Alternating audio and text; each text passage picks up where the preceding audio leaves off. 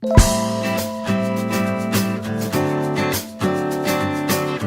de trobar la manera. I la millor manera per poder transmetre, expressar les nostres emocions és a través del dibuix. I per això hem fet un concurs de dibuixos, perquè és una manera de transmetre en un paper, en una expressió, un estat emocional intern. Jo us proposo un joc per veure. Us animeu a fer una partideta molt curta d'un minutet? I ara ha arribat el moment dels protagonistes d'avui, els petits valents que pinten sentiments.